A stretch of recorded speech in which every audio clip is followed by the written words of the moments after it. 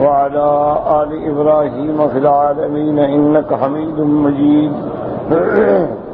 أعوذ بالله من الشيطان الرجيم. بسم الله الرحمن الرحيم. يا أيها الذين آمنوا إذا نكحتم المؤمنات ثم طلقتموهن من قبل أن تمسوهن فما لكم عليهن من عدة تعتدونها فمتعوهن وسرحوهن سراحا جميلا. اللہ تبارک و تعالی نے کلام مقدس کے ان آیات مبارکہ میں احکام طلاق کا ذکر فرمایا ہے.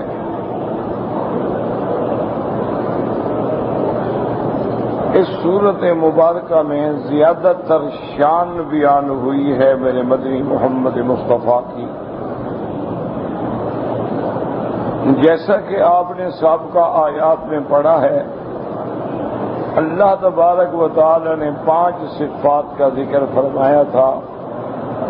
کہ یا ایھا النبی انا ارسلناک شاہدا ومبشرا ونذیرا وداعیا الی اللہ باذنہ وسراجا منیرا. اب ان آیات میں بظاہر تو احکام طلاق ہیں، لیکن آگے جا کر ان احکام طلاق میں بھی خصوصیت محمد مصطفیٰ صلی اللہ علیہ وسلم کا ذکر آئے گا. اور اسی طرح علماء کرام نے فرمایا کہ جیسے ہم نے سابقہ آیات مبارک میں پڑھا ہے، اللہ تبارک و تعالی نے اپنے محبوب سیدنا محمد مصطفیٰ محبوب دو عالم کو ارشاد فرمایا تھا کہ یا ایھا النبی قل لازواجک ان کنتن تردن الحیاۃ الدنیا وزینتها فتعالین امتعکن واسرحکن سراحا جمیلا. میرے نبی آپ اپنی بیویوں سے کہہ دیں کہ اگر دنیا کی زینت اور دنیا کی زندگانی مطلوب ہے تو پھر آؤ میں تمہیں طلاق دے دوں اور کچھ دے کے تمہیں رخصت کروں. تو ابتدا میں بھی تو مسئلہ طلاق کا ذکر تھا. اب اس مسئلے میں فرق اتنا ہے کہ وہاں خطاب تھا ازواج النبی کو، یہاں عمومی مسئلے کا بیان ہے. لیکن آگے جانے کے بعد ان میں بھی آپ دیکھیں گے کہ حضور صلی اللہ علیہ وسلم کی اسی ضمن میں کیا شان بیان ہوتی ہے. تو اب مسئلہ یہ ہے، اللہ نے خطاب فرمایا کہ یا ایھا الذین آمنوا اذا نکحتم المؤمنات. یہاں یاد رکھو مومنات قید جو ہے اعتراضی نہیں ہے، یہی حکم مومنات کا ہے اور یہی حکم کتابیات کا ہے. یعنی اگر کسی آدمی نے نکاح کیا ہے مومنہ عورت سے یا کتابیہ عورت سے، کتابیہ سے مراد کیا ہے؟ یہودی عورت ہے یا نصرانی عورت ہے، لیکن یہ بھی شرط ہے کہ وہ اپنے دین پر تو ہو. آج کل تو نہ یہودی اپنے دین پہ ہے نہ نصرانی اپنے دین پہ ہے، بلکہ بالکل لا دین ہے یا مشرک. یہ احکام جو ہیں ان لوگوں کے لیے ہیں کہ اذا نکحتم المؤمنات، کہ جب تم مومنہ عورتوں سے نکاح کرو تو ایک ترغیب ہے کہ ہر حال میں آدمی کوشش کرے کہ اس کا جب بھی نکاح ہو مومنہ عورت سے ہو، مسلمان عورت سے ہو. گو کتابیہ عورت سے، یہودی عورت سے، نصرانی عورت سے نکاح کرنا جائز ہے، لیکن وہ مطلوب اور مرغوب نہیں ہے. افضل یہ ہے کہ جب مسلمان لڑکی ملتی ہو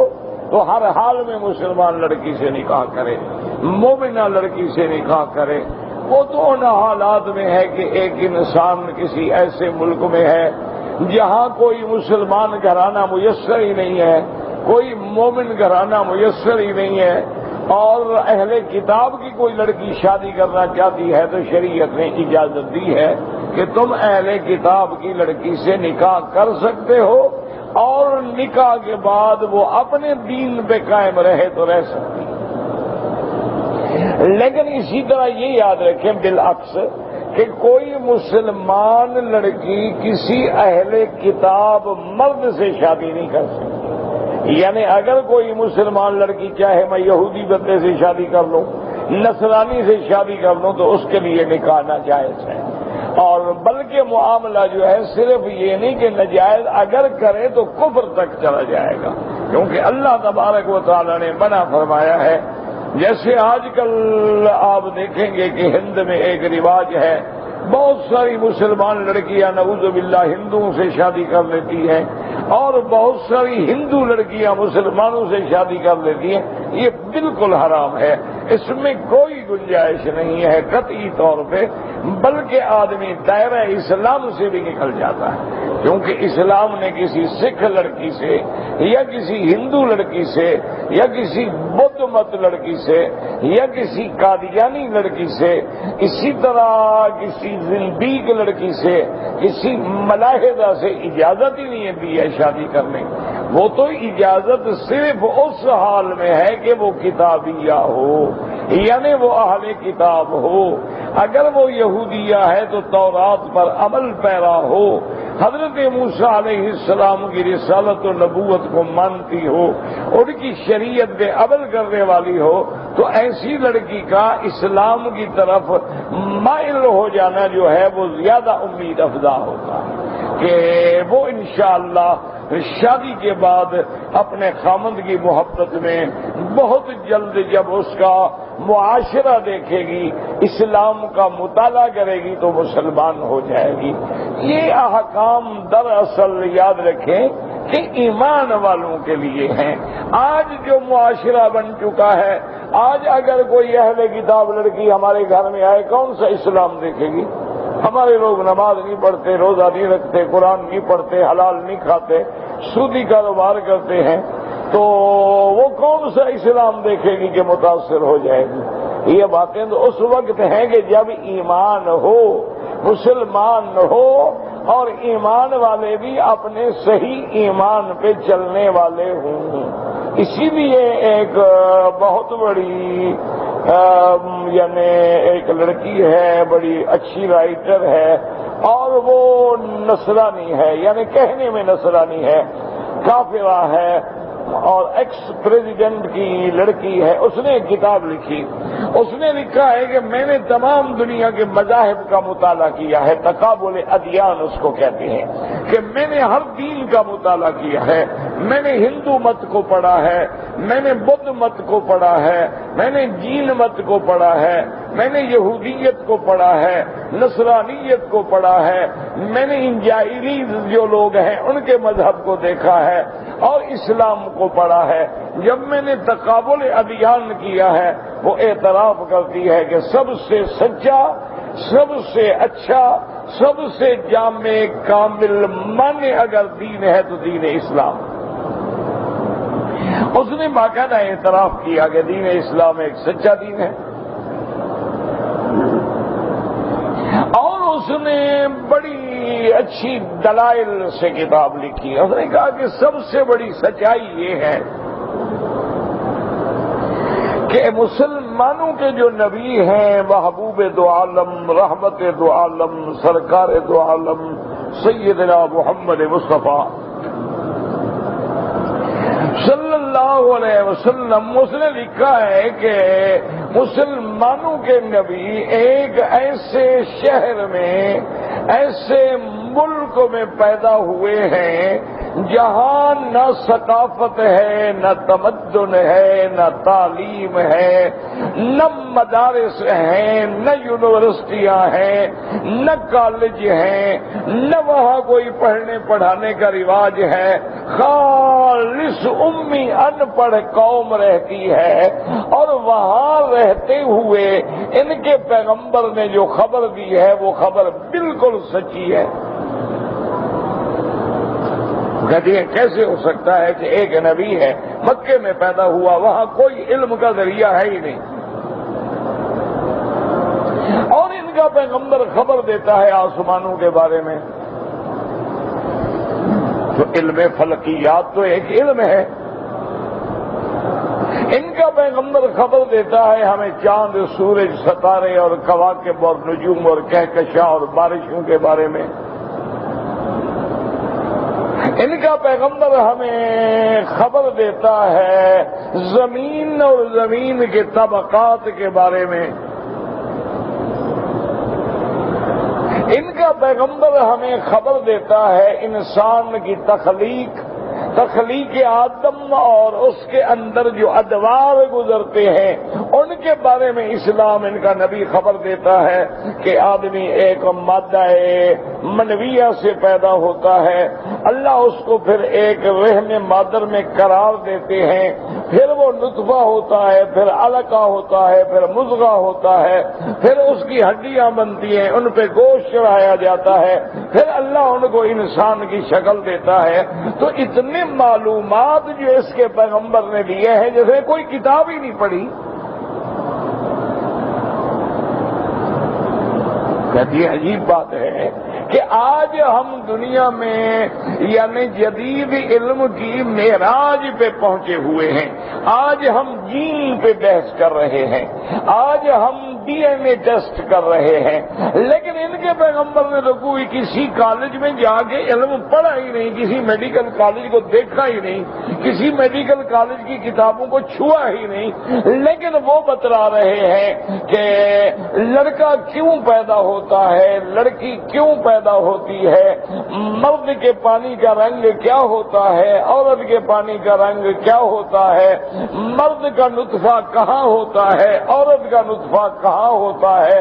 اور وہ کس جگہ آ کے قرار پکڑتا ہے، یہ ساری باتیں جو نبی بتلا رہا ہے، جس نے کبھی میڈیکل کالج کا دروازہ بھی نہیں دیکھا ہے، تو معلوم ہوا کہ وہ سچا نبی ہے، اس کو بتانے والی کوئی طاقت اور ہے جو آسمانوں سے خبر دے۔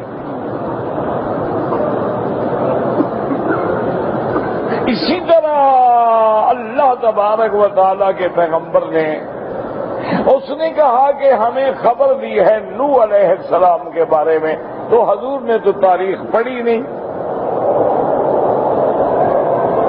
لیکن نوح علیہ السلام کا واقعہ بتلاتے ہیں کہ نوح علیہ السلام پہ کیا گزری، نوح علیہ السلام نے کشتی کیسے بنائی، پھر کشتی میں کتنے بندے سوار ہوئے، پھر کشتی میں سوار ہونے والوں کی وہ کشتی جودی پہاڑ پہ جا کے کنارے لگی، باقی ساری دنیا ڈوب گئی۔ یہ خبر دے رہا ہے محمد مصطفیٰ، انہوں نے نہ جغرافیہ پڑھا نہ تاریخ پڑھی، خبر کہاں سے آئی؟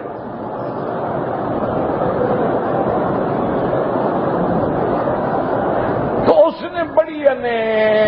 مدلل بات کی ہے، بڑی سائنٹیفک بات کی ہے، لاجک سے بات کی ہے کہ اللہ کے نبی خبر دیتے ہیں ہمیں آدم علیہ السلام کی،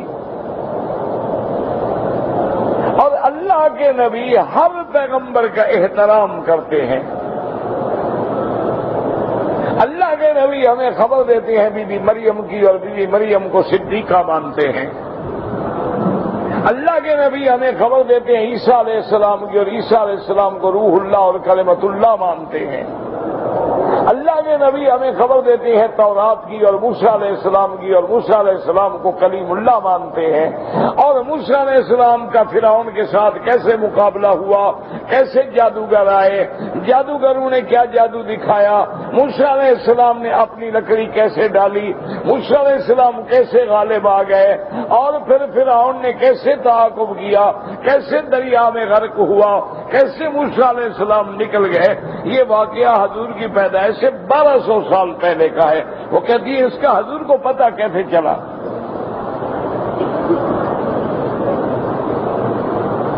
تو معنی یہ ہے کہ وہ سچا نبی ہے، اس کو اللہ جبریل کے ذریعے خبر دیتے ہیں،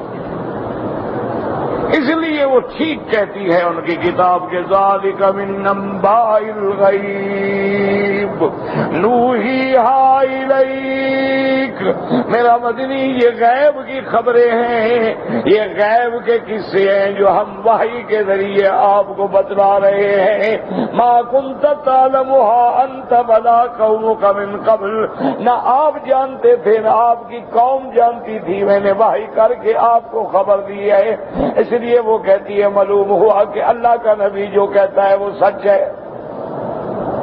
وہ واقعی اللہ کا پیغمبر ہے، اللہ کا نبی ہے، اس کے ساتھ اللہ تبارک و تعالیٰ کا تعلق ہے۔ اللہ پاک اپنے پیغمبر کو خبریں عطا فرماتی ہیں، وہ کہتی ہے جب ان کا نبی سچا ہے، نبی کی بات سچی ہے، نبی کا دین سچا ہے، نبی کی کتاب سچی ہے، وہ کہتی ہے دیکھو 1428 سال گزر چکے ہیں، ساری دنیا محمد مدنی اور اس کے دین کی مخالف ہے، لیکن اس کے بعد جو اللہ کا قرآن ہے اس کی ایک آیت کو بھی کوئی بدل نہیں سکا، کوئی زبر زیر میں بھی تبدیلی نہیں کر سکا، کوئی اس میں تبدیلی نہیں لا سکا، کوئی تحریف نہیں کر سکا، کوئی تغیر نہیں کر سکا۔ معلوم ہوا کہ اس کے رب نے جو کہا تھا سچ ہے۔ میرا مدنی قرآن ہم نے اتارا ہے، اس کی حفاظت کے بھی ہم ذمہ دار ہیں۔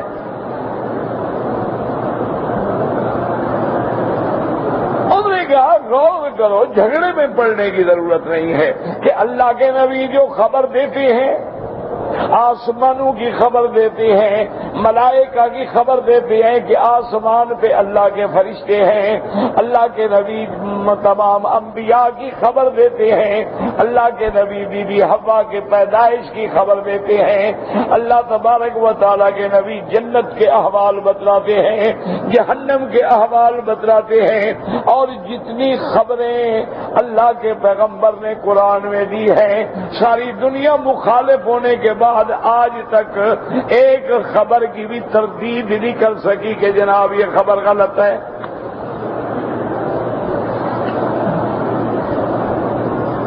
تو اس نے کہا پھر اس کا معنی یہ ہے کہ اسلام سچا دین ہے، اسلام جو ہے وہ دین کامل ہے۔ اب اس کے بعد اس سے صحافی سوال کرتے ہیں کہ دیدی اگر اسلام اتنا سچا دین ہے تو تم مسلمان کیوں نہیں ہو گئی؟ تم تو ابھی تک اپنے دین نصارہ پہ ہو۔ اس نے کہا اس کی وجہ ہے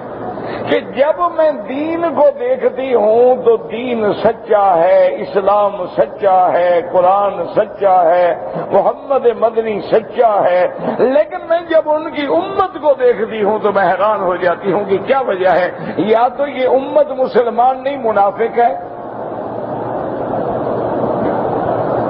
یا پھر یہ ہے کہ انہوں نے دین کتابوں میں تو اور لکھا ہے اور ان کا عمل کسی اور چیز پہ ہے۔ اس نے کہا میں جب مسلمانوں پہ نظر ڈالتی ہوں، ہمارے ملک میں وہ آتے ہیں، وہ لباس ہمارا پہنتے ہیں، ہماری طرح شرابیں پیتے ہیں، ہماری طرح خنزیر کا گوشت کھاتے ہیں، ہماری طرح بینکوں سے سودی کاروبار کرتے ہیں، ہماری طرح وہ کلبوں میں آ کے ڈانس کرتے ہیں، ہماری طرح وہ نامحرم عورتوں کے ہاتھ میں ہاتھ ڈال کے بیچ کے کنارے پہ غسل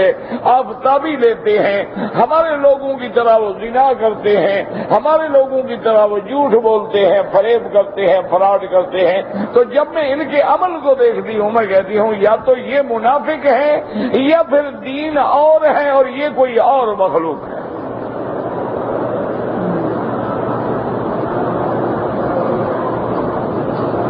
اسی لیے حضرت شاہ ولی اللہ محدث دہلوی رحمت اللہ علیہ نے، شاہ ولی اللہ رحمت اللہ علیہ وہ انسان ہیں جن کے ذریعے اللہ نے علم حدیث کو عرب سے عجم کی طرف منتقل کیا اور ہند میں علم حدیث پہنچا۔ آگے پھر سب شاہ ولی اللہ رحمت اللہ علیہ کے شاگرد ہیں، جتنے یعنی حنفی ہیں، وہاں شافعی ہیں، دیوبندی ہیں، بریلوی ہیں، کسی مسلک سے وہ تعلق رکھتے ہوں وہ شاہ ولی اللہ سے ضرور آئے، کیونکہ علم حدیث لائے وہ ہیں۔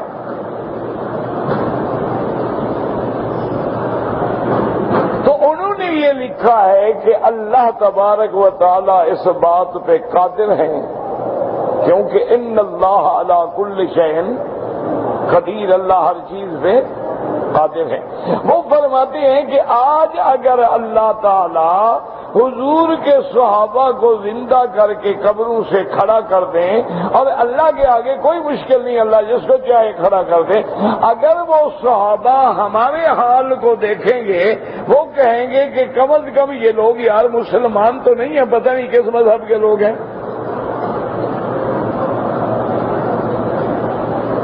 میں کہا یعنی اگر اللہ ان کو زندہ کر دے اور وہ ہمارا حال دیکھیں کہ یہ عجیب مسلمان ہے، ماشاءاللہ کلمہ بھی پڑھتا ہے اور شراب بھی پیتا ہے، یہ عجیب مسلمان ہے کہ امت محمد مصطفیٰ پہ بھی ہے اور زنا بھی کرتا ہے، یہ بڑا عجیب مسلمان ہے کہ حلال حرام کی تمیز کوئی نہیں ہے، یہ عجیب مسلمان ہے کھڑے ہو کے کھاتا ہے، کھڑے ہو کے پیشاب کرتا ہے، یہ عجیب مسلمان ہے اپنے چہرے پہ اس طرح پھروا کے سنت رسول کو مٹا کے فخر کرتا ہے، یہ اچھا مسلمان ہے، کلب میں بھی جاتا ہے، پب میں بھی جاتا ہے، ہر وہ برائی جو کافر سر انجام دیتے ہیں ان سے بھی 2 قدم آگے ہے۔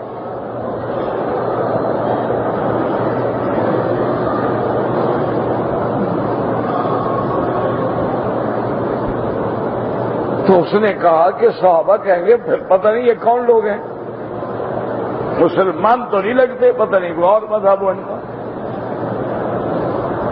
اسی لیے آپ دیکھیں میرے عزیز کہ اسلام نے جو نکاح اور طلاق کے قانون بنائے ہیں، ساری دنیا کے بڑے بڑے دماغ، بڑے بڑے ان کے تھنکر لوگ جو تھے، بڑے بڑے دستور کے ماہر، بڑے بڑے ان کے وکلاء، بڑے بڑے لائر اور لائر فورم مل کے بھی آج تک اس قانون کا مقابلہ نہیں کر سکے۔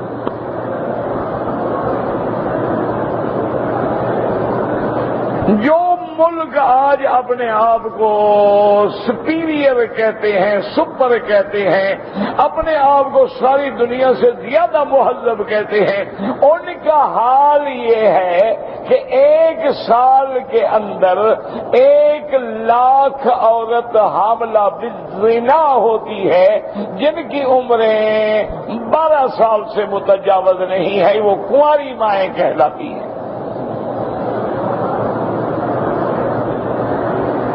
یہ معاشرہ ہے، یہ تہذیب ہے۔ اچھا کبھی قانون بناتے ہیں کہ جناب نکاح طلاق کی ضرورت ہی نہیں ہے، یہ 2 آدمیوں کے حقوق آزادی اور حقوق انسانی کا مسئلہ ہے، جب وہ ایک لڑکا لڑکی آپس میں راضی ہیں بس ٹھیک ہے، وہ اپنے فرینڈ پہ راضی ہے، وہ اپنی گرل فرینڈ پہ راضی ہے، ٹھیک ہے، جب تک وہ اکٹھے رہتے ہیں رہیں، جب جدا ہونا چاہے ہو جائیں۔ اچھا پھر قانون بنایا کہ جناب نکاح تو آپ کر سکتے ہیں لیکن طلاق نہیں دے سکتے۔ میں کہا جی کتنی بڑی بے وفائی ہے کہ آدمی نکاح کرے، آدمی اس عورت کی عزت سے کھیلے اور پھر اس کو طلاق دینے کا نہیں، طلاق دینے کا حق ہی نہیں۔ ٹھیک ہے وہ نہ چلا، انہوں نے کہا اچھا چلو ٹھیک ہے طلاق تو دے سکتا ہے لیکن اپنی آدھی جائیداد جو ہے وہ اس بیوی کو دے گا، کہ اس کے طلاق دینے کے بعد یہ عورت کہاں جائے۔ یہ قانون بن گیا۔ ماں باپ کو تو نہیں دے گا، ماں باپ کے لیے کوئی نہیں۔ ابھی میں کل پڑھ رہا تھا ایک عورت مر گئی ہے یورپ وغیرہ میں، اس نے اپنی کتیا کو $12 ملین جو ہے دیا ہے کہ میرے مرنے کے بعد میری کتیا جو ہے نا پالی ہوئی $12 ملین اس کی بہبود پہ خرچ کیا جائے۔ دیکھو عقل والی قوم ہے نا، بیٹے کو نہیں دیا، بیٹیوں کو نہیں دیا کہ انہوں نے وفا نہیں کی، بلی نے تو وفا کی ہے، میرے پاس پڑی رہی ہے نا ہر وقت۔ یہ عقل مند قوم ہے، کہتے ہیں جی بڑے ایڈوانس لوگ ہیں، یعنی جن کے نزدیک انسان کی اہمیت نہ ہو، کتے اور کتی کی اہمیت ہو، وہ قوم حقوق انسانی کی علمبردار ہے۔ ہم ہیں ان کے پیچھے بھاگ رہے ہیں کہ یہ جناب بڑے سمجھدار ہیں، اچھے سمجھدار ہیں بھائی۔ دنیا کی ہر پرانی چیز آج بھی اگر وہ ہمارے مہنجو دڑوں میں آ جائیں اور 2000 سال پرانا کوئی کھوپڑی پڑی ہو، وہ لاکھوں ڈالر میں خرید لیں گے کہ اینٹیک ہے، لیکن باپ بوڑھا ہو جائے تو اولڈ ہاؤس میں پھینکاتے ہیں۔ دیکھو کتنا سمجھدار ہیں۔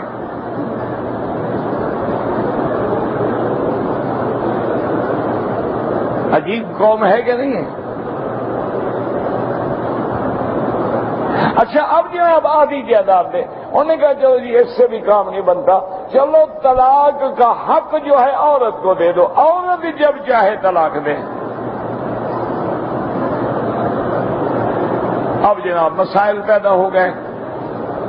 اگر خامند غریب ہے، جب تک اس سے لطف لے لیا اس کے بعد کہا جاؤ طلاق۔ اگر خامند امیر ہے تو کہا جناب ساری جائیداد مجھے تو پھر طلاق دوں گی، ورنہ بیوی تمہاری ہوں، راتیں میری دوسرے کے گھر میں گزریں گی۔ دیکھتے رہو، جلتے رہو، مرتے رہو، کٹتے رہو۔ وہ کیسا قانون ہے؟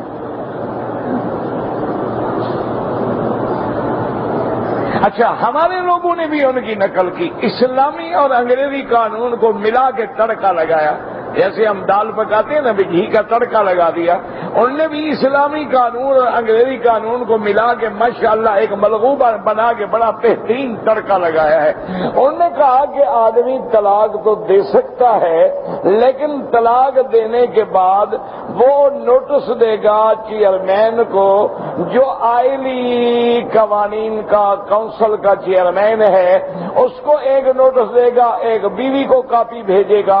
جب چیئرمین صاحب کو طلاق کا نوٹس ملے گا کہ جی میں نے اپنی فلاں بیوی کو طلاق دے دی ہے،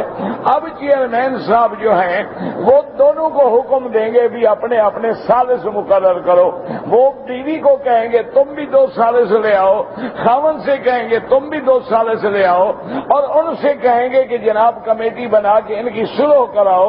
اگر کمیٹی نے سلو کرا دی تو اچھی بات ہے، اور سلو نہ کرائی تو اب وہ طلاق کو نافذ کر دیں گے کہ جناب سلو نہیں ہو سکی، طلاق نافذ کی جاتی ہے۔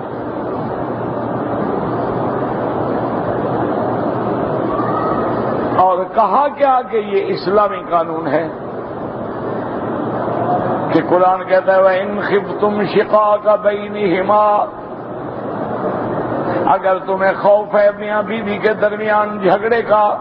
تو ایسا کرو کہ ایک حکم من اہلہ و حکم من اہلہا، ایک خاوند کی طرف سے حکم ہو، ایک عورت کی طرف سے حکم ہو، کوشش کر کے سلو کریں۔ میں کہا یہی تو قرآن ہے، ہم نے تو قرآن کا قانون بنایا ہے ماشاءاللہ۔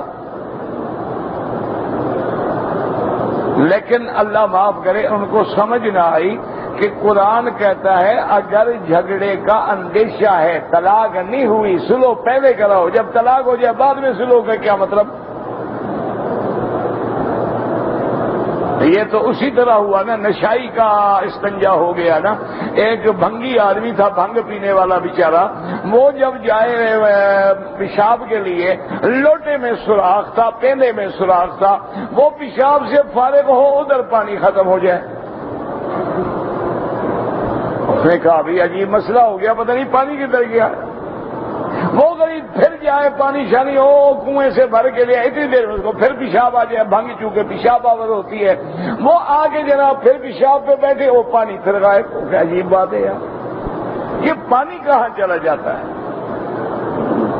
اور زمین پہ رکھ دے نا، نیچے دیکھے تو نہیں نشے میں بیچارہ، کبھی اس میں سوراخ ہے۔ وہ جب اٹھائے پانی خالی، وہ کہ بھی عجیب بات ہے، یہ پانی کہاں چلا گیا؟ اب تیسرے دفعہ جب وہ گیا تو اس نے کنویں سے لوٹا بھرا، لوٹا بھر کے قریب جلدی بیٹھ گیا، کہنے لگا پہلے استنجا کر لیتا ہوں، پیشاب بعد میں کرتا رہوں گا۔ بہتا ہے تو بہ جائے، جتنا ایسے بہنا ہے نا بہ لے، استنجا ہم پہلے کر لیتے ہیں، پیشاب بعد میں کر لیں۔ یہ تو پھر وہی قانون ہوا نا کہ طلاق تو پہلے ہو جائے گی، سلو یہ بعد میں کروائیں گے۔ عجیب جھگڑا ہے بھی، عجیب فیصلہ ہے۔ اچھا، طلاق دینے کا حق مرد کو ہوتا ہے یا چیئرمین کو؟ چیئرمین اپنی بیوی کو طلاق دے رہا ہے کہ فیصلہ کرے، اور بیوی اس کی ہے، اس نے طلاق دے دی، تم کون ہو نافذ کرنے والے؟ تو انہوں نے بھی انگریزی اور اسلامی قانون کا ملغوبہ بنا کے تڑکا لگایا، نہ اسلامی رہا نہ انگریزی رہا، دونوں طرف سے ہم برباد ہو گئے۔ اچھا جی، اب کہتے ہیں جناب دوسری شادی کرنی ہے، ٹھیک ہے جناب، اور جی پہلی بیوی کی اجازت حاصل کرو۔ پہلی بیوی دنیا میں کوئی ایسی پاگل ہے جو اجازت دے گی؟ نہیں، آپ مجھے بتائیں کوئی ایسی پہلی بیوی ہے جو پاگل ہو، عقل سے فارغ ہو، وہ کہے جی میری طرف سے اجازت ہے جناب، آپ دوسری شادی کر کے میری سوکن لے آئیں جناب، میں استقبال کروں گی اس کا۔ اور تو حالات ہوتے ہیں، اولاد نہ ہو، کوئی شریف خاندان کی عورت ہو، وہ کہتی ہے بیچاری بھئی اولاد نہیں ہوتی، میں نے چیک اپ کرا لیا، میں بانجھ ہوں، تم اولاد کے قابل ہو، اچھی بات ہے شادی کرو، وہ تو حالات ہیں، مطلب عام کون اجازت دے گا؟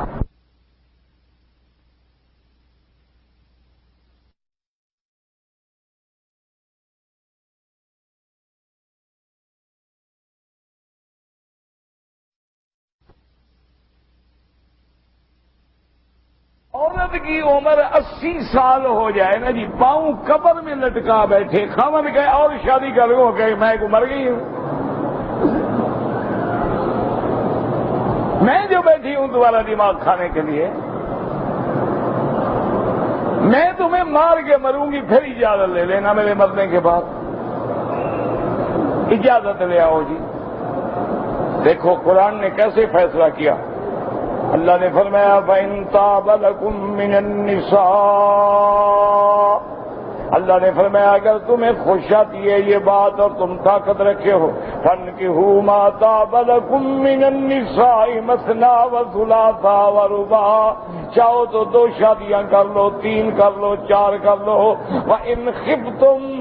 اگر تم ڈرتے ہو کہ عدل نہیں کر سکوں گا تو پھر ایک بیوی سے گزارا کرو، یہ فیصلہ تم نے کرنا ہے، بیوی نے نہیں کرنا۔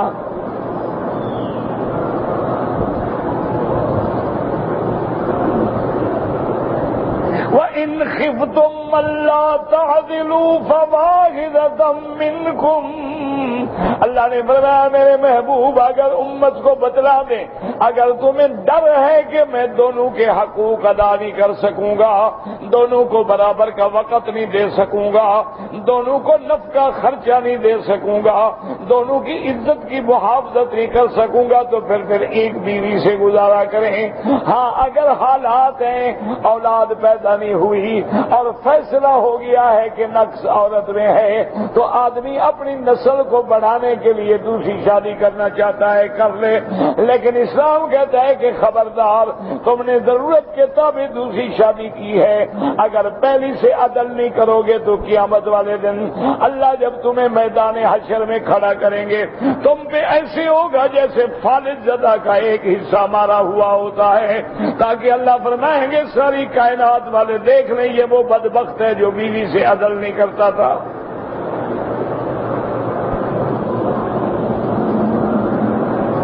اسلام نے حق دیا ہے۔ اب جناب ہمارا انگریزی قانون یہ کہتا ہے کہ اگر اسلام ایک مرد کو 4 بیویوں کی اجازت دیتا ہے تو ایک عورت کو 4 خامد رکھنے کی اجازت کیوں نہیں دیتا؟ وہ کہتا ہے جی انصاف تو نہ ہوا نا، وہ کہتے ہیں انصاف تو اسی کا نام ہے نا کہ اگر مرد 4 عورتیں رکھ سکتا ہے تو پھر عورت بھی 4 خامد رکھ سکتی ہے۔ اللہ نے فرمایا میرے بندے میں نے اس لیے اجازت نہیں دی ہے کہ اگر ایک عورت کے 4 خامد ہوں اور ہر خامد اس رات اسی ایک رات میں اس کو بلانا چاہے تو وہ کس کس کے پاس جائے؟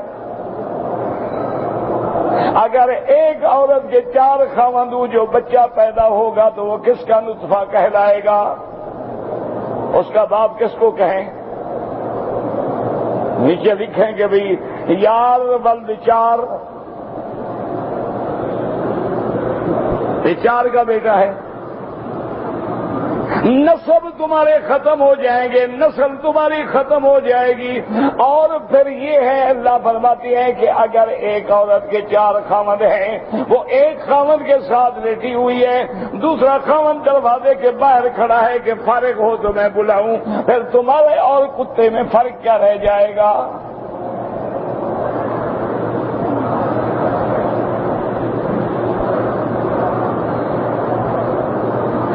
پھر یاد رکھیں کہ اسلام نے اجازت دی تو کیوں دی ہے کہ عورت کے ایام حیض ہیں، عورت کے ایام نفاس ہیں،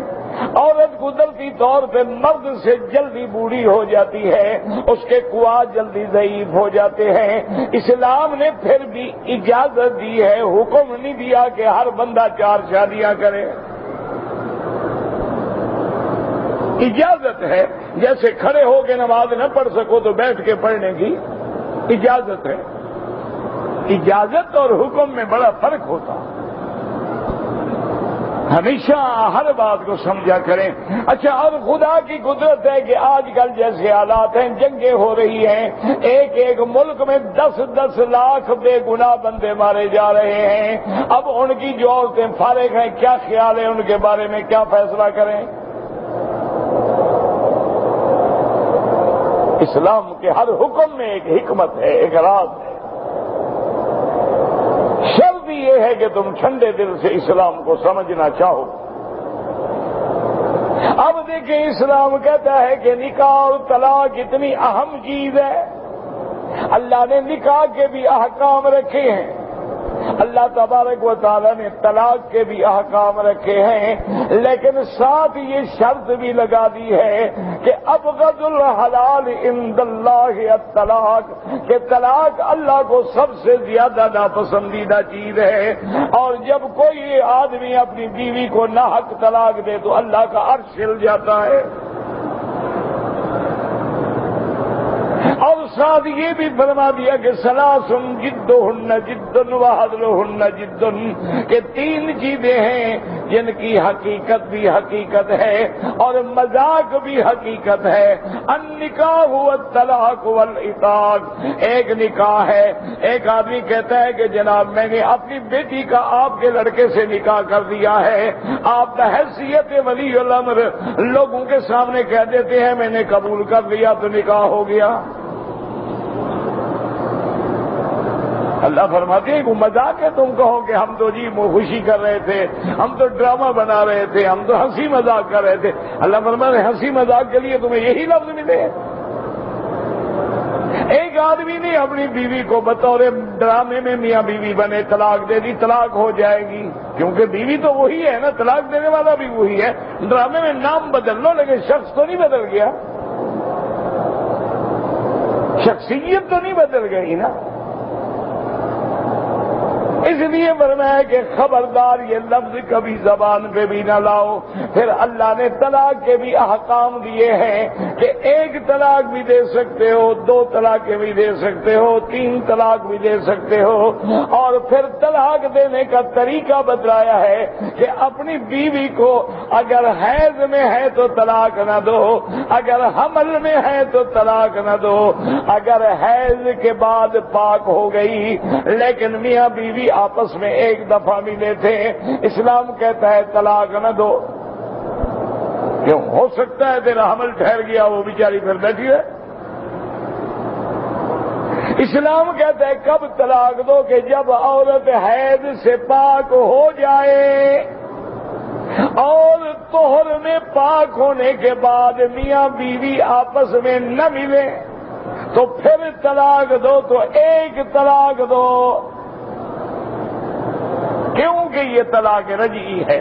اور 1 طلاق میں بھی اللہ حکم دیتے ہیں کہ چونکہ طلاق 1 ہے، بیوی تیرے گھر میں رہے گی، چاہے تو نے طلاق دے دی ہے اس کے نان نفقے کا بھی تو ذمہ دار ہے جب تک عدت نہ گزر جائے۔ کیوں؟ اسلام یہ چاہتا ہے سلو ہو جائے، ان میں جھگڑا ہو ہی نہیں۔ اگر زیادتی کر بیٹھا ہے رجوع کر لے، اگر تم نے 2 طلاقیں دی ہیں پھر بھی رجوع ہو سکتا ہے، لیکن اسلام یہ کہتا ہے کہ ایک طہر میں 1 طلاق دو،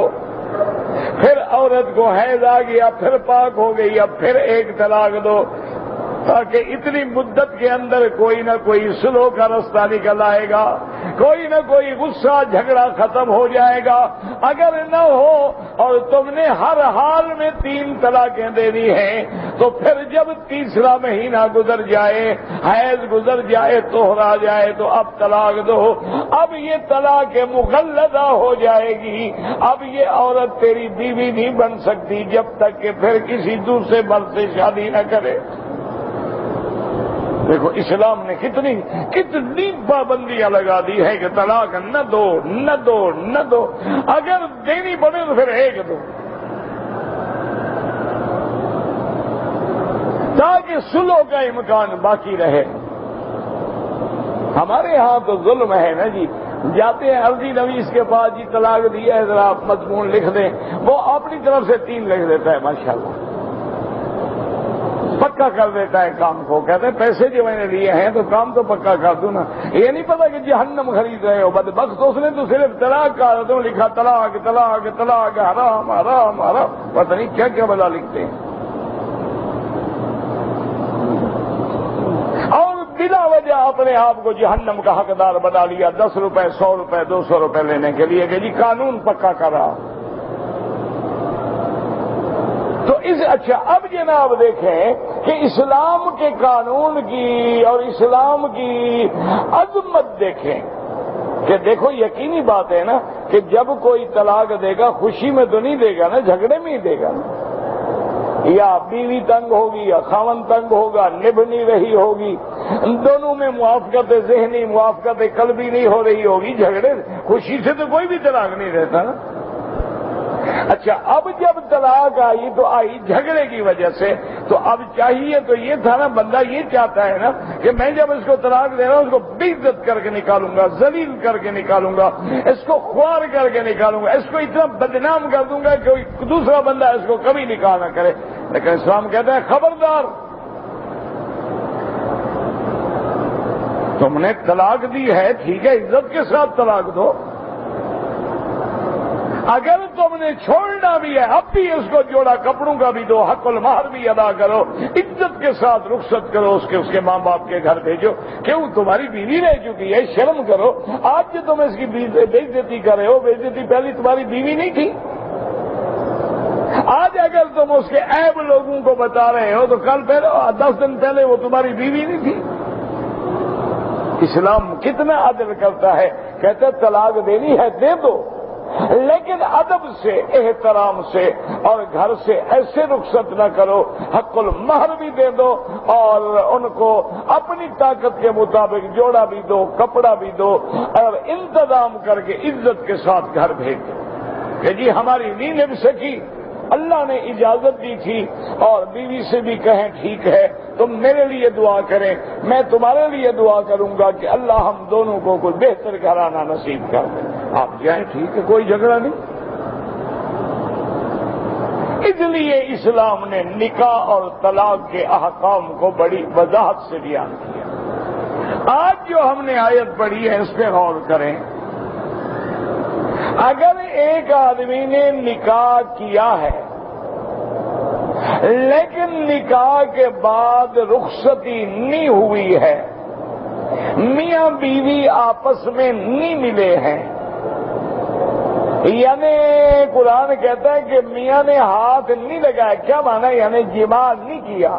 یا خلوت صحیحہ، خلوت صحیحہ کا کیا مانا کہ کمرہ بند ہے اور دونوں آزاد ہیں، چاہے اس کی بیوی ہے جماع کر سکتا ہے، لیکن اس نے جماع تو نہیں کیا، لیکن علیحدہ کمرے میں بیٹھے رہے، ایک دوسرے کے ساتھ رہے ہیں، اب جناب وہ رخصتی نہیں ہوئی، اس نے طلاق دے دی۔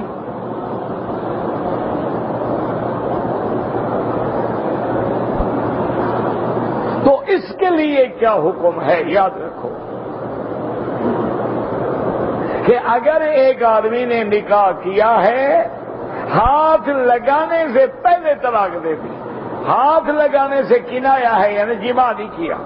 اور خلوت صحیحہ بھی نہیں ہوئی۔ خلوت صحیحہ کا معنی ہوتا ہے کہ دونوں میاں بیوی ایک کمرے میں ہیں، دروازہ بند ہے، کوئی روکنے والا نہیں، کوئی دیکھنے والا نہیں، گول نے کچھ نہیں کیا، لیکن خلوت تو ہو گئی نا۔ تو اب اسلام کہتا ہے مسئلہ سمجھو کہ اس عورت پہ کوئی عدت نہیں ہوگی۔ جس عورت کو تم نے ہاتھ نہیں لگایا، صرف نکاح کے بعد طلاق دے دی، تو اس عورت کو کوئی عدت طلاق گزارنی نہیں ہوگی، کیونکہ عدت تو اس لیے گزاری جاتی تھی کہ شاید پیٹ میں حمل نہ ہو، عدت تو اس لیے گزاری جاتی تھی کہ شاید پہلا خامد رجوع کر لے، تو اب یہ ہے اس میں عدت نہیں ہے، تمہارے طلاق دینے کے فوراً بعد وہ جہاں چاہے رشتہ کر لے، لیکن آدھی حق المہر اب بھی ادا کرو گے۔ یعنی اگر حق المہر 10,000 روپے تھی تو 5,000 دو گے، کیوں؟ تمہارا نکاح بھی ہوا ہے اور تمہیں خلوت صحیحہ بھی ہوئی ہے، تو لہذا تمہیں آدھی حق المہر دینی پڑے گی۔ اور بعض علماء فرماتے ہیں کہ اگر جماع ہو جائے پھر تو پوری حق المہر ہے، اور خلوت صحیحہ ہو جائے پھر بھی پوری حق المہر ہے۔ ورنہ یہ ہے کہ نکاح ہوا ہے اور خلوت صحیحہ بھی نہیں ہوئی، مجامعت بھی نہیں ہوئی،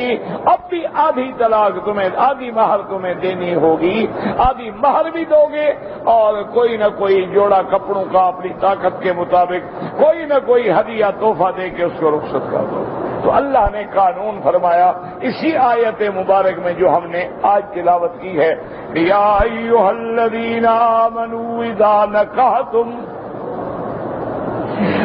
نکحتم المؤمنات ثم طلقتموهن من قبل ان تمسوهن فما لكم عليهن من عدة تعتدونها۔ اللہ نے فرمایا ایمان والو جب تم مومنہ عورتوں سے شادی کرو پھر تم ان کو طلاق دے دو، ثم طلقتموهن من قبل ان تمسوهن، ابھی تم نے ان کو ہاتھ نہیں لگایا، فما لكم عليهن من عدة، تمہاری طرف سے اب عورتوں پہ کوئی عدت نہیں ہے کہ تم گنتی پوری کرو، فمتعوهن وسرحوهن سراحا جمیلا، اب تم ان کو کچھ جوڑا بھی دے دو، کپڑا بھی دے دو، اور آدھی حق المہر بھی ادا کر دو، اور پھر ان کو چھوڑو بہتر طریقے پہ چھوڑنا۔ کیا مانا؟ کوئی برا لفظ زبان سے نہ نکالو، کوئی بد زبانی نہ کرو، کوئی بدگوئی نہ کرو، بس کہو بھی اللہ کو یہی منظور تھا، ہمارا نباہ آپس میں ناممکن تھا، تو لہذا السلام علیکم، تم اپنے گھر میں اپنے گھر۔ تو اسلام ہر حال میں ہمیں عدل کا حکم دیتا ہے، نکاح ہو عدل ہے، طلاق ہو عدل ہے، محبت ہو عدل ہے، جنگ ہو عدل ہے۔ اسلام عدل کا علم بردار ہے، اسلام رحمت کا علم بردار ہے، اسلام حقوق انسانیت کا سب سے بڑا علمدار ہے، انسان حقوق اور آزادی نسواں کا سب سے بڑا علم بردار ہے۔ لیکن آزادی کی بھی ایک حد ہوتی ہے، اگر آزادی کا معنی یہ ہے کہ جس کے گھر میں چاہو داخل ہو جاؤ تو یہ آزادی نہیں ہے، تو ڈاکہ ہوگا۔ اللہ تبارک و تعالی آپ کو اور ہمیں دین سمجھنے کی اور عمل کرنے کی توفیق عطا فرمائے۔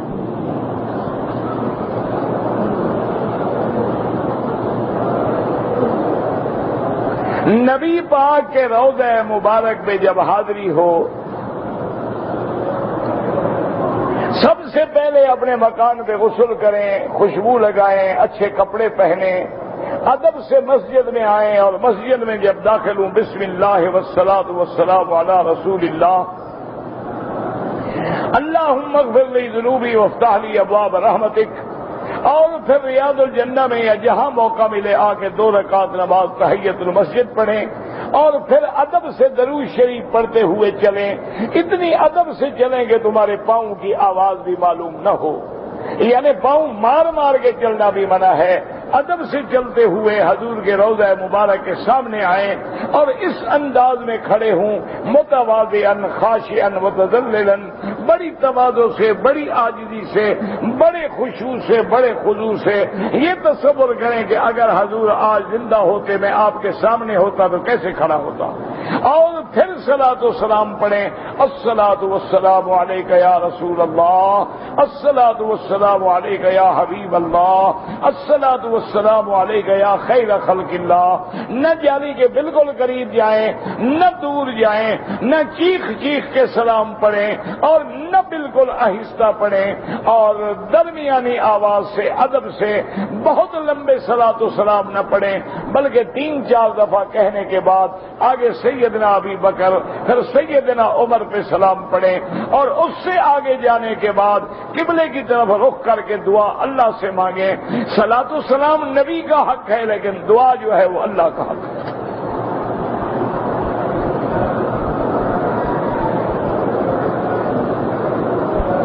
ہمارے بھانجے کے بیٹے کی شادی ہے،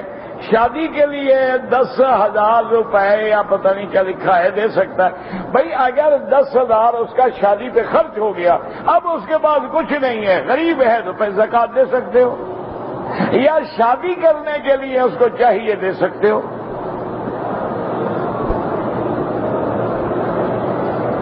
اگر 2 آدمیوں نے عمرہ کیا ہے، دونوں نے طواف کر لیا، صفا مروہ دوڑ لیا، اب ایک دوسرے کے بال کاٹ دیے، کوئی حرج نہیں ہے۔ اگر ایک آدمی مدینہ منورہ سے آیا احرام باندھ کے، وضو کرتے ہوئے اس کے ناک سے خون بہنے لگ گیا، کوئی بات نہیں، کچھ نہیں، کوئی جرمانہ نہیں، خون بھی تمہارا بہے اور جرمانہ بھی تمہیں لگے یا نہیں۔ جو لوگ فوت ہو گئے ان کے لیے عمرہ کر سکتے ہیں۔ اگر ایک عورت نے عمرہ کر لینے کے بعد ابھی بال نہیں کاٹے تھے کہ اپنے ناخن کاٹ ڈالے، اگر دونوں ہاتھوں کے ناخن کاٹ ڈالے ہیں تو دم پڑ گئی، ایک بکری دم ادا کرے۔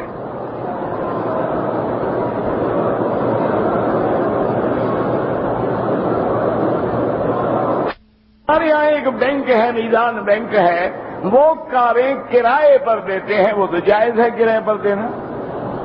یعنی کار کی قیمت ہے ₹1,00,000، اس کو تقسیم کر کے مہینے کا کرایہ بنا دیتے ہیں، ٹھیک ہے۔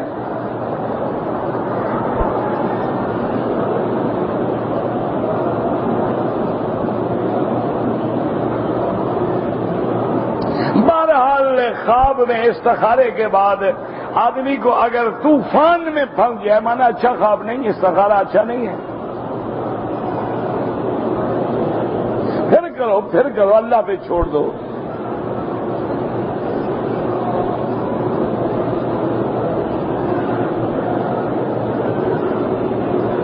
اگر ایک آدمی مر گیا، 2 سگے بھائی ہیں، ایک کی بیٹیاں ہیں، ایک کے بیٹے ہیں، بیٹوں والا مر گیا، ان کی بیوی زندہ ہے اور بیٹیاں بھی، بہرحال اگر اس کی مثلاً ایک آدمی مر گیا، بیوی ہے، بیٹے ہیں، بیٹیاں، سب وراثت لیں گے، لیکن بہتر طریقہ یہ ہوتا ہے اپنے قریبی علماء کے پاس جا کے کسی دارالافتاء سے میراث کا فتویٰ لے لو۔ جو لوگ تویز لکھتے ہیں اور پیسے لیتے ہیں، بھئی اگر تویز قرآن سے ہے، حدیث محمد مصطفیٰ سے ہے، جیسے صحابہ نے فاتحہ پڑھ کے بکریاں لی تھی، پھر تو جائز ہے، اور اگر یہ انتر منتر جنتر کنتر ہے تو پھر حرام ہے۔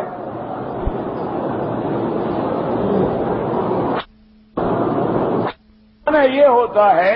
کہ ایک عورت کو 3 طلاقیں ہو گئی، اب عدت گزرنے کے بعد وہ کسی دوسری جگہ نکاح کرے، نکاح کر لینے کے بعد وہ دوسرا خامد اپنی مرضی سے چاہے تو طلاق دے، کرائے کا خامد نہ ہو، ایک رات حلال نکالنے والا نہ ہو، اس پر نبی نے لعنت بھیجی ہے، آپ نے فرمایا تم سانڈوں کے انسان ہو، لعن اللہ المحلل والمحلل لہ، حضور نے فرمایا جو حلالہ کرے یا جو کروائے دونوں پہ اللہ کی لعنت ہے۔ حلالہ یہ ہوتا ہے کہ وہ عورت دوسری جگہ شادی کرے، اچھا اب اتفاق سے 2 مہینے 6 مہینے سال کے بعد دوسرا خاوند مر گیا، یا دوسرے خاوند نے بھی طلاق دے دی، تو اب عدت گزرنے کے بعد پہلے خاوند سے شادی کرنا چاہے تو کر سکتے۔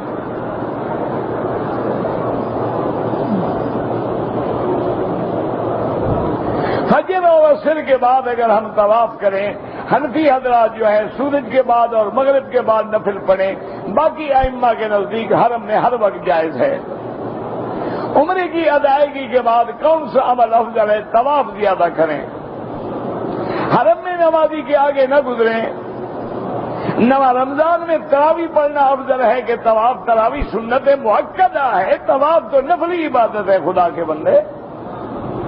تراویح ہر حال میں پڑھیں، بعد میں طواف کریں۔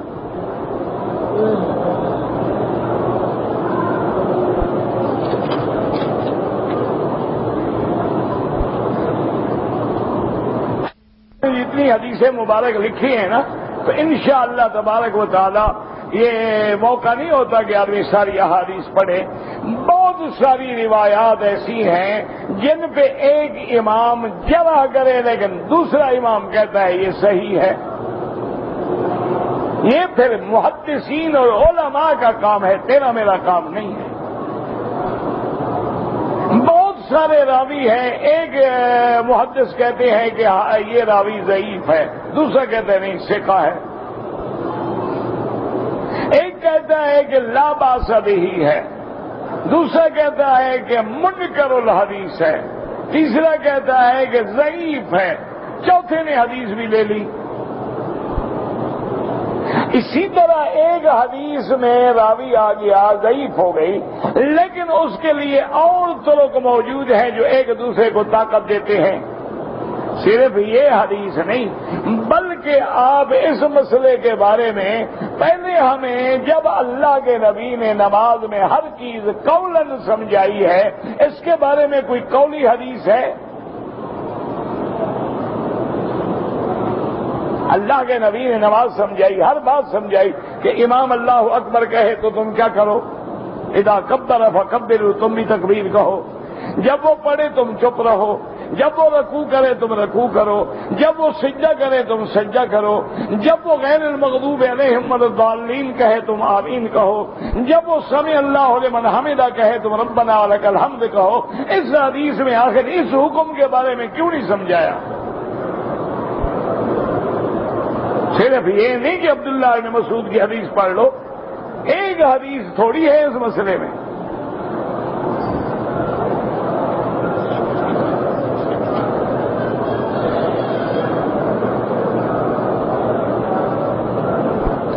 بہرحال آپ جدے میں جاتے ہیں،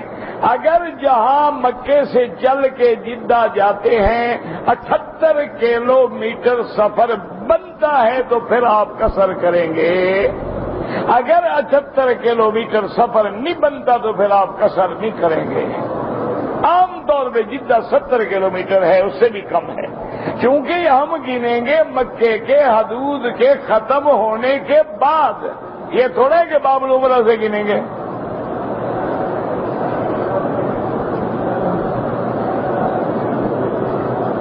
اگر کوئی آدمی زیارت کے لیے مدینہ جائے، واپسی پہ بالکل عمرہ کرے، چونکہ مدینہ منورہ میقات ہے اور وہ ایسا میقات ہے کہ جہاں سے میرے محبوب محمد مصطفیٰ نے عمرہ کیا۔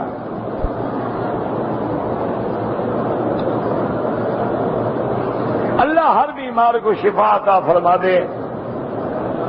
اللہ ہر مسلمان کو اولاد صالح عطا فرمائے، جن کی اولادیں ہیں ان کو اچھا بنائے۔ عورت کو حیض کے دنوں میں روزے نہیں رکھے گی لیکن بعد میں قضا کرے گی، نمازیں قضا نہیں کرے گی لیکن روزے قضا کرے گی۔ دیکھو اللہ کی رحمت ہے، حیض ہر مہینے آتا ہے لیکن رمضان تو سال میں ایک دفعہ آئے گا نا، یعنی پورے سال میں 8 روزے رکھنے ہوں گے، لیکن اگر ہر دفعہ نماز قضا کرنی پڑے وہ تو 40 نماز ہو جائے گی ہر مہینے کی۔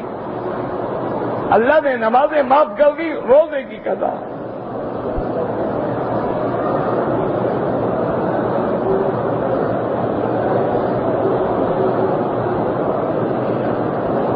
ایک آدمی حاجیوں سے پیسے لے کر